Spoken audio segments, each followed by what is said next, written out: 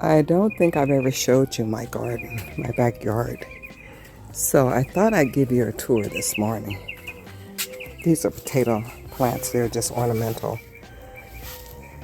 They turn into a beautiful purple and white plant, and with beautiful pink flowers and purple flowers on it. Watering system that goes across my pots.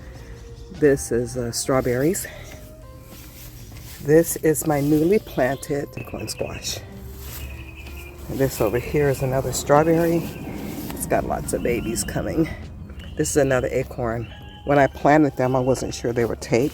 This is wandering jute. I planted this squash a little bit too early. It's supposed to be a butternut squash, and it's really struggling. Rosemary. My squash, zucchini. This is the plant from which that zucchini came. I'm fighting powdery mildew on this plant. I've been cutting the leaves back every few days. I come out, I spray it with baking soda. It's supposed to kill it. And it looks better than it did. But the fruit is growing just beautifully. I mean, okay, so I'm not having any problem with the fruit growing on it. You can see that it's got plenty of babies. I transplanted some of my wandering jute. It takes real easy. This is that kale I showed you. It's really a beautiful plant, and the leaves seem to have an extra little piece on them. I'm not sure why that is. And my aloe vera. I have a huge collection of aloe vera. These are tiny Tim tomatoes. And this is the weirdest thing. It was so bushy and producing so well that I broke a piece off and stuck it in the dirt, and another plant grew. But they grow into a real bush instead of a tomato vine. And they have a lot of tomatoes, but we've had such cool weather that they're not turning red. They'll turn red if I take them off the vine and sit them in the window for a few days, but they're not turning red very soon on the vine. They do turn red, but it takes a long time. This is my collard plant where I just got all those beautiful collards off of. You can see that the leaves are just absolutely beautiful, very clean. I'm not having a problem with bugs on my collards right now, which is really wonderful. This one looks like it's going to become a cabbage, but it's not. It's a collard. This is my other kale. I have a couple of kale plants.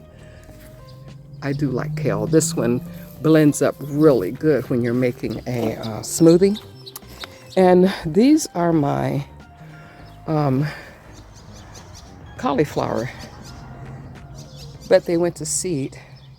So I picked all the cauliflower, and I was gonna cut down the bush this morning, and I noticed that the greens were growing back at the base. And very interestingly, now these are my mustards. They were so huge, and we ate mustards for a couple of months with the collards.